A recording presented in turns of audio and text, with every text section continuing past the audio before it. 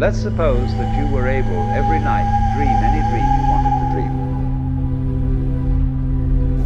And you would naturally, as you began on this adventure of dreams, you would fulfill all your wishes.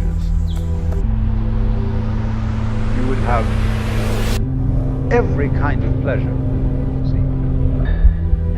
And after several nights, you would say, well, that was pretty great. But now let's have a surprise.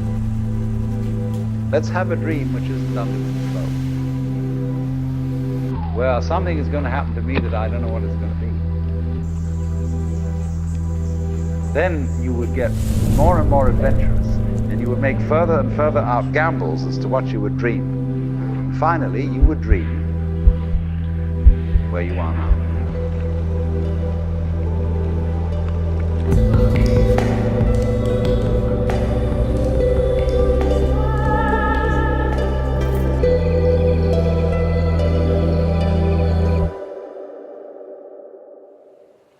Koh Mak is run by 5 families, and they're all related to each other and all descended from one man who bought the island about 110 years ago. We've started to see those families. They've done fundraisers for us. They have promoted us. There's a warmth and a welcome and a desire for what we're doing. But like everywhere, you have to show up and you have to do the work before people take you serious, and they're starting to do that.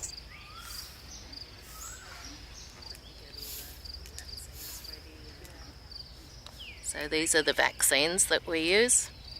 It's an infectious disease vaccine, and we vaccinate against distemper, hepatitis, and parvovirus, and parainfluenza, and leptospirosis, and also against rabies. But today we're not doing the rabies, it's a different shot. They had that already, yeah? Yeah, they had that at the time of desexing.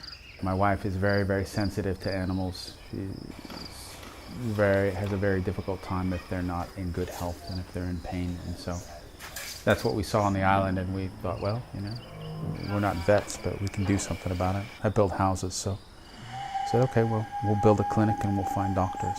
And it took us 3 years to build the clinic, and we're in our 4th year now, and we've had doctors here for 5 months, and the scope of the work is pretty amazing. There seems to be no end to animals that need care. We've put a fair amount of effort into sterilization. We've so far done 100 animals in 4.5 months, and there's lots more to do, areas of the island we haven't even gotten to yet. We had a charity come and do a count, and they came up with a total number of animals on the island of 300. We know that that's low because we've already treated 300 animals, and there are so many animals in so many areas that we haven't gotten to. The only area that we ever seem to run into is, but you find this everywhere, is men don't always embrace having male dogs sterilized. They're like, oh, I couldn't do that to my guy. I couldn't cut his balls off. And so we run against that a lot. They're much quicker to sterilize the females, which is fine. If all the females are sterilized, the guys can run around, it doesn't matter. So our best guess is that there's probably about 700 or 800 dogs and cats on the island, and of that probably still remaining to be sterilized, probably 30 to 35% of that needs to be done. And that doesn't even include, you know, the cases where someone comes in and their dog was hit by a scooter, or someone comes in and, you know, their dog is vomiting, or just all the things that you would get that are separate from sterilization. So there's a fair number of animals and a fair amount of work here that will keep people busy in an amazing place. Cage is not attached.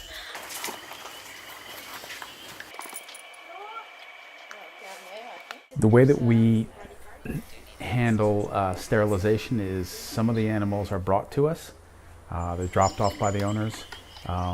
And other ones we go out and we have a cage that goes on the back of a scooter. We solicit, we go and say, hey, you got a dog here, do you want it sterilized? And sometimes we get a yes, sometimes we get a no, sometimes we get a yes.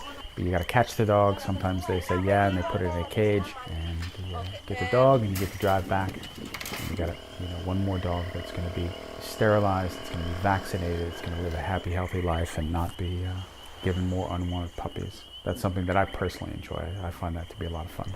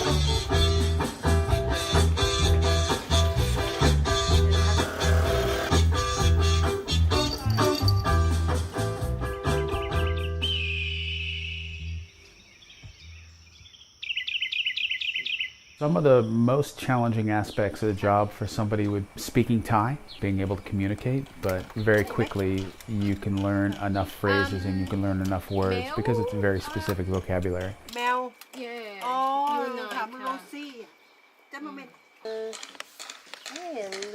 Maybe a little bit of discharge, but basically, I think it's pretty good. Shoop. Car still. Yeah. Yeah. So it's still sneezing a bit. Oh, I don't know speak English, but the girl, a boy, boop boop boop.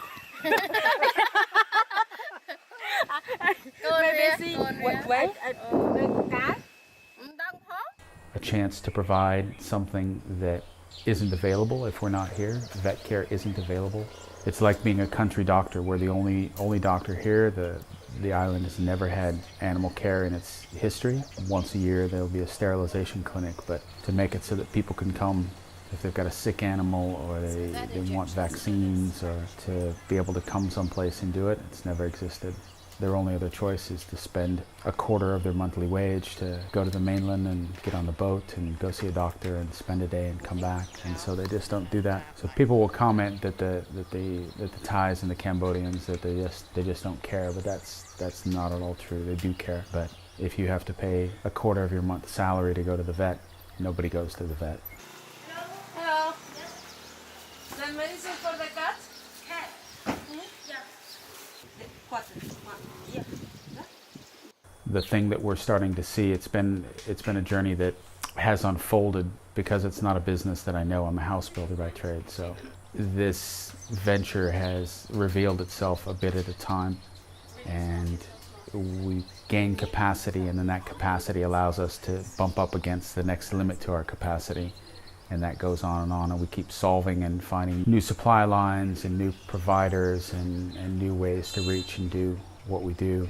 The biggest thing that we're running up against now is the need for long-term volunteers, for people to come 4, 6, ideally 12 months and really sink into the island and sink into what it has to offer, and then provide the continuity of care, because we have volunteers coming for 3 weeks, 2 weeks, a month, maybe 6 weeks. And so every time a new set comes in, they modify the data systems and have to learn where things are and learn the protocols, and so there's a lot of time spent in that. But if we can get someone for whom spending a year on an island really calls them for having a chance to spend time in a foreign country and serve a population that doesn't have any other choice, and I know that there are people for whom that would be something that they could really relate to. And if we can find those people who are able to do that, then we're able to take away the extra work, and we're able to give better care.